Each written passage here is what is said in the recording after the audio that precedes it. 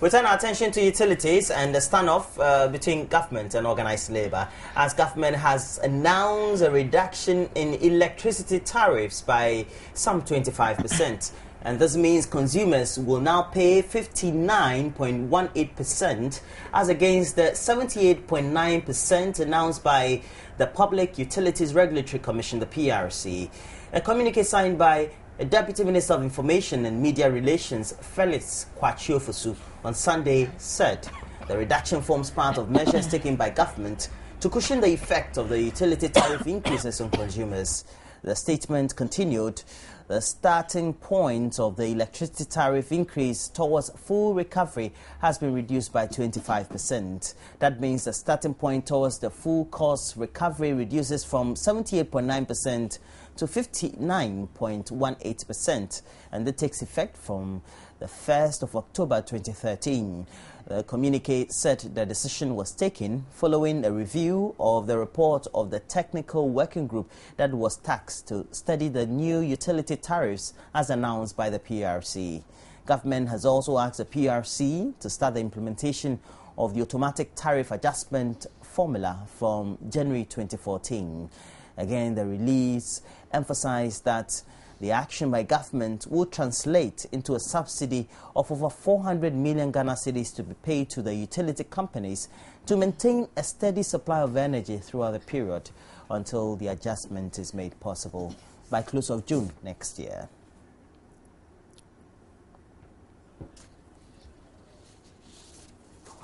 Now, still on utilities, following a reduction of electricity tariffs by 25%, organised labour has decided to back down its planned nationwide strike and demonstration. The group, led by the Trade Union Congress, had planned to hit the street of November on 18 if a technical group to study the recent hikes in the utilities field to come up with recommendations that would address the concerns. Few hours after government's announcement, the General Secretary of TUC, Kofi Asamoah, said in a statement that organised labour has accepted its arrangement in good faith. He said the acceptance was based on the positive outcome of the consultations with the government, the Ghana Employee Association, the Association of Ghana Industries, and the Chamber of Commerce. The statement added, "We believe that the 25% reduction of the starting point of the electricity tariffs will increase significantly cushion customers from the negative effects of the tariff hikes. We would have preferred even a lower starting point, but that would mean higher increase in tariffs towards cost recovery in the coming year."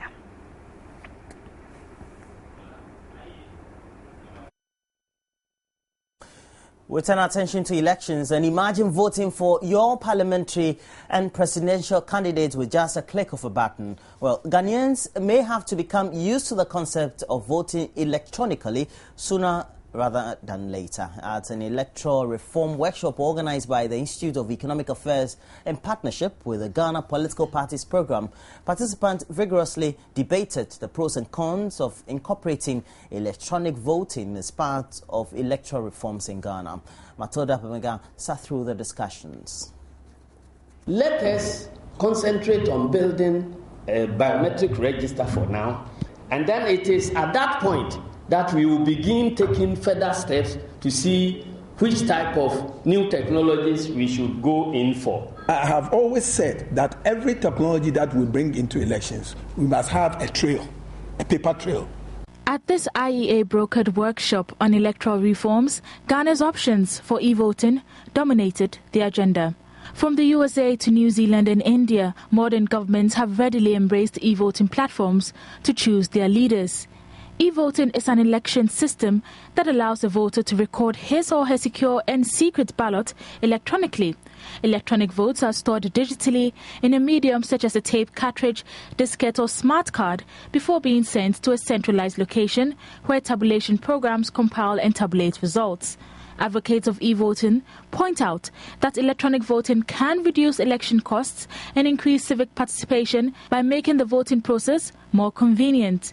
Critics, however, maintain that without a paper trail, recounts are more difficult and electronic ballot manipulation or even poorly written programming code could affect election results.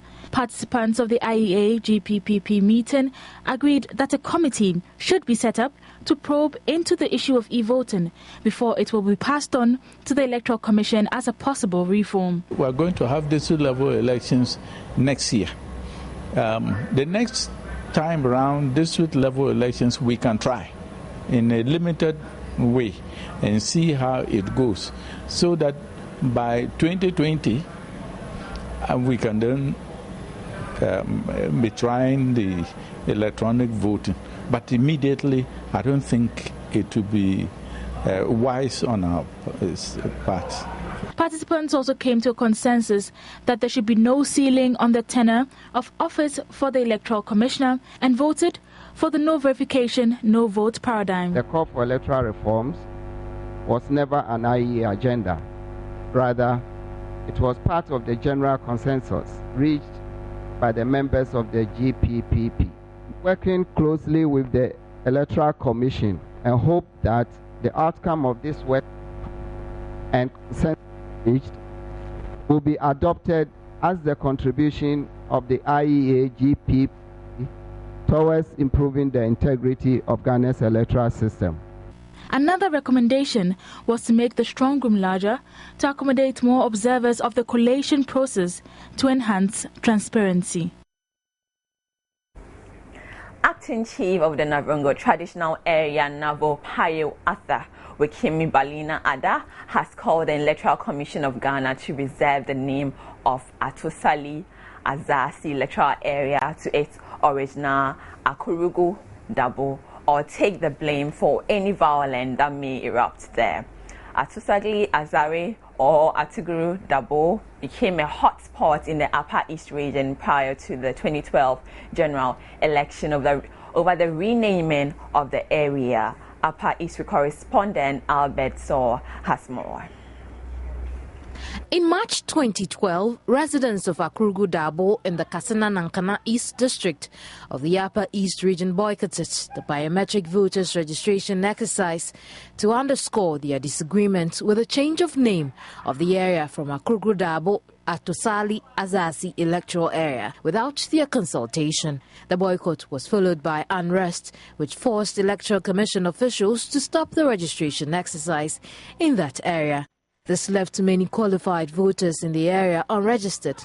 Later, a human rights court ruling on November 30, 2012 directed the EC to organize fresh registration voters in 8 communities of the Kasina Nankana East District, including Atosali Azasi. New registrations on the last day of that registration exercise revealed that though the people had registered, they still could not vote in the 2012 election because in Regulation 9 Act 5 of Constitutional Instrument 72, which says the Electoral Commission is prohibited from including in the voters' register the names of persons who registered less than 60 days to an election. 1 year on, the controversy over the renaming of Akurugu Dabo to Atosali Azasi by the Electoral Commission has resurfaced. Chief of the Navrongo Traditional Area, Navro Pio Arthur Wekem Balinia Ada, at a press conference held at his palace on Friday, said the refusal of the EC to reverse the name of the area to its original Akurugu Dabo is an act of disrespect to the traditional authority. He warned of serious repercussions if the situation is not rectified immediately.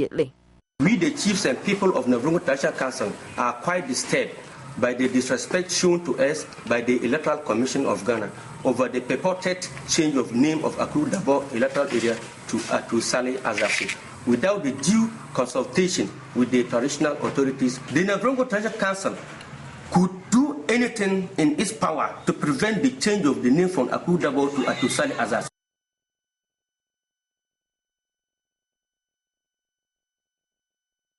We come on to Accra, where sanitation at the Kwame Nkrumah Circle Neoplan Station has always been a major challenge and still continues to worsen by the day.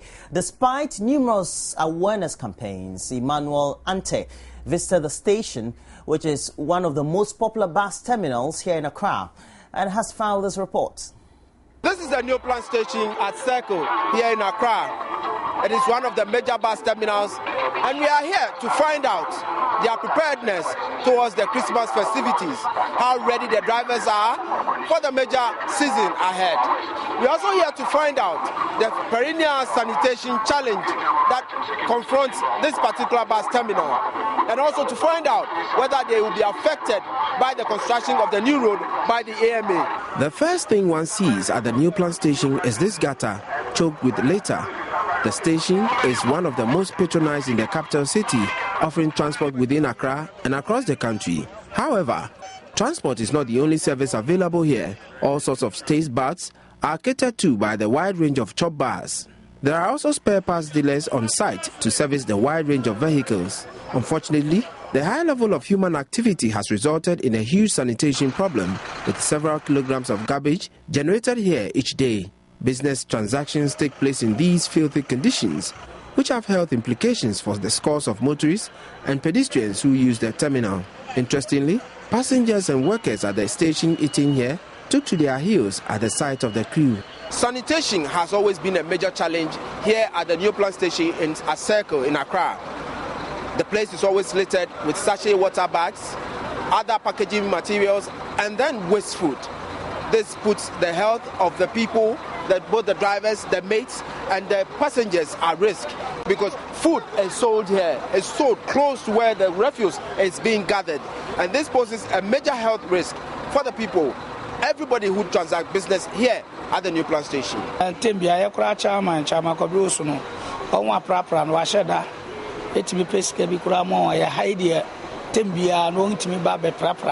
station is every 10 minutes, another major challenge is road safety, especially as the Christmas season approaches. Safety is often sacrificed in the rush to cash in on the high number of travelers during the season, sometimes resulting in tragic loss of lives. Some drivers who pleaded anonymity attributed it to the negligence of station masters, accusing them of loading any bus during the festive season, even those that are not registered with them.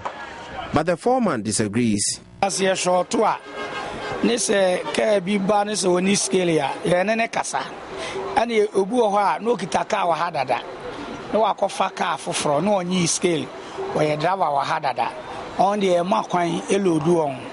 Na so be our babana on ye duma where hada, no nimuquano sono, and answer quo be ponon for dano, ye Maquine, a man in Faka Mijna. He also said exorbitant charges during the peak season will not be tolerated this time round. Nippon Bebusu said the Kurana, Pras Naya Geno, and one Wakachre, the station master for the Obian for him to show. Long in yes, our price 19 had yet. I'm say November money wing. James see December 1, my friend say, and Nippon best started so on about by us or cast. As to whether the road construction at the Kwame Nkrumah Circle will affect them, he said they have not been notified by their leaders and are yet to meet them. Emmanuel Ante, Joy News, Circle New Plant Station, Accra. The Kwame Nkrumah runabout at Takoradi in the western region is expected to be open soon following the completion of the first phase of repair works. The closure of the section of the runabout for repair works has received massive criticism from residents due to the vehicular traffic it has created within Takoradi Metropolis. A report by Western Regional correspondent William Benjamin Peters. The Kwame Nkrumah roundabout served as the major access route to the central business district of Takoradi, but was also one of the worst within the secondary Takoradi metropolis due to the numerous potholes it developed. The situation became a major worry to road users who had to swerve the potholes or seek alternative routes. Government, therefore, through the secondary Takoradi Metropolitan Assembly, awarded the contract to the Just More Construction Limited for the construction of the section using pavement blocks to ensure longevity. However, a section of the runabout was blocked to traffic with only one section of the 2 lanes open to traffic, bringing about traffic congestion, especially for vehicles traveling to and through the central business district of Takoradi. A visit to the area to inspect the progress of work saw about 75% of work completed, with the final concrete layer already done, with the pavement blocks expected to be done within the next few days. The Metropolitan Roads Engineer Kobe Secretary Rosby Mensah said the construction works, which is being pre-financed by the contractor, will soon be completed as they are working within the given time and cost. The circulating lanes within this runabout got deteriorated for about, I think, 12 to 18 months ago.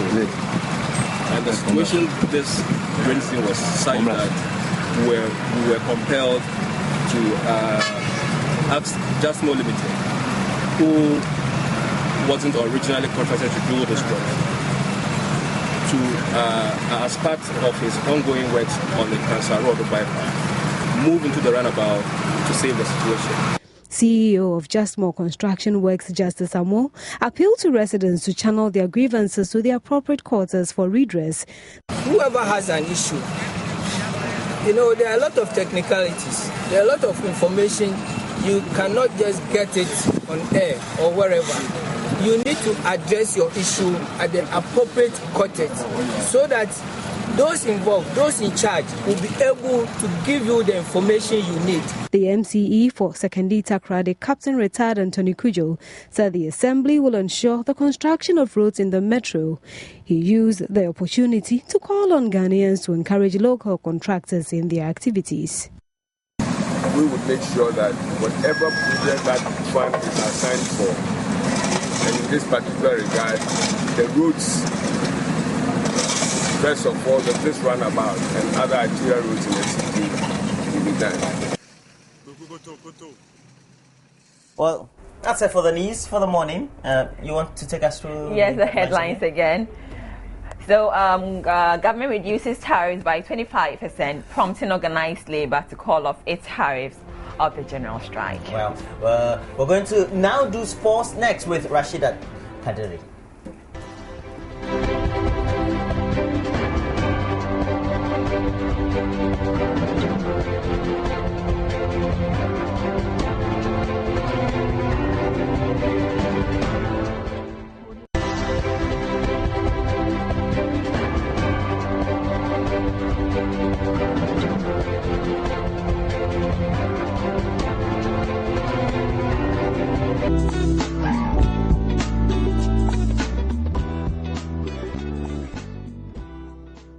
Good morning. Thanks for staying tuned to the sports segment on AM Show. It is proudly made possible by Tigo. Smile, you've got Tigo. Now, nominees for this year BBC African Footballer of the Year have been released. There are 2 Nigerians, 1 Ivorian, 1 Burkinabe, and 1 Gabonese. And all right, so for Nigeria, we have Victor Moses and John Obi Mikel. Yaya Toure comes from the Ivory Coast. Jonathan Pitroipa comes from Burkina Faso. Pierre-Emerick Aubameyang comes from Gabon. These are the 5 players who have been shortlisted for the BBC African Footballer of the Year. The winner will be announced on the BBC World News at 17:35 GMT on December 2.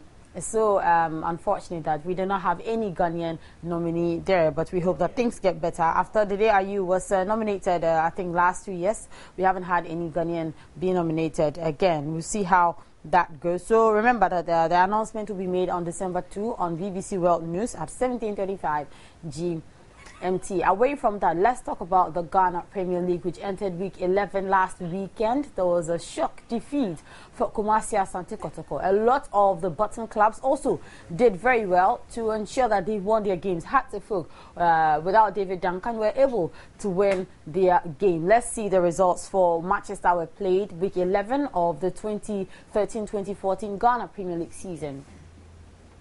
Berkum Chelsea winning by 1-0 against Bichim United. Heart of Lions 0, Hazakes 1. Hazakes doing well, one of the bottom clubs. Inter Allies also one of the bottom clubs, were able to beat Liberty Professionals away at the Accra Sports Stadium in that local derby. Ashanti Gold posted a 2-0 win over Kumasi Asante Kotoko. King Faisal 3, Dubiasi United 0. Amidas Professionals losing at home to Hartlepool by 2-0. Drugs also lost at home by lone goal to Wa All Stars. Mediama SC 1, Adriana Stars 0. Now with these results, the table doesn't really change much. It's still Kumasi Asante Kotoko who will lead the pack despite their loss. Let's check out the table for the league. Let's see who stands where. Kumasi Asante Kotoko still on top. Hartlepool in second place, but they've bridged the gap to just 1 point. Ashcold also maintaining their third position with 24 points. Hearts of Lions still fourth. Mediama still fifth. Amidal sixth. While All Stars 7th, Bechim United 8th, Ebuswa Dwarfs 9th. That's the first half of the Premier League table. We'll see what's happening at the other side of the table. Yes, Liberty Professionals, King Faisal, Sekendi Hazakis, and then Brekum Chelsea. Brekum Chelsea have lifted themselves off the drop zone. So now the drop zone has Edubiase, Ejana Stars, Inter Allies. Let's see how that goes.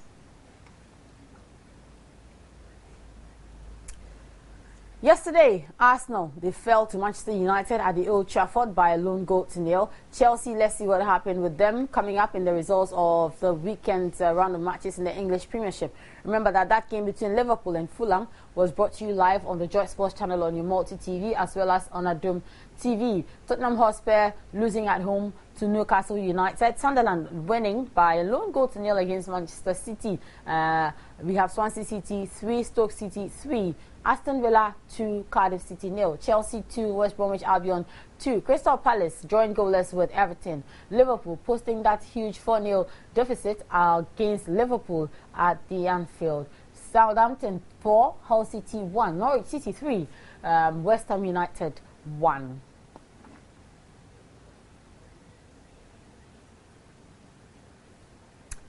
Right, we'll be showing you some highlights of matches that were played in the English Premiership this weekend. But before then, let's check out results in Spain, in the Spanish La Liga. Matches that were played this weekend. Espanyol losing at home 3-1 to Sevilla. Valencia 2, Real Valladolid 2.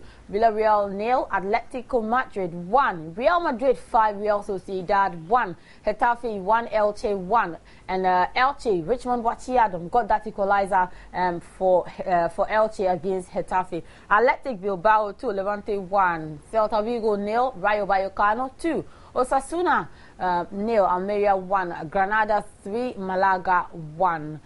Those were the results for this weekend's round of matches.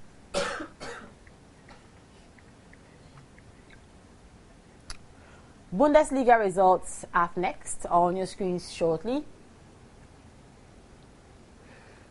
Mainz 1, Eintracht Frankfurt 0, FC Freiburg 1, VfB Stuttgart 3, Bayer Leverkusen 5, Hamburg SV 3, Bayern München 3, FC Augsburg 0, Schalke 04 3, Werder Bremen 1, TSG Hoffenheim 2, Hertha Berlin 3, VfL Wolfsburg 2, Borussia Dortmund 1, Borussia Mönchengladbach 3, Nürnberg 1, Hannover 96 0, TSV Eintracht Braunschweig 0.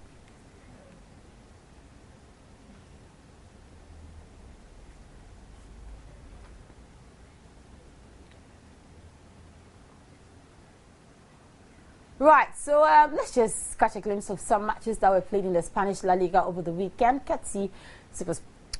Sorry we are unable to bring you that visual, but we'll do well to show it to you on midday at News Today during the sports segment. That will do it for sports this morning. It's proudly brought to you by Tigo. Smile, you've got Tigo.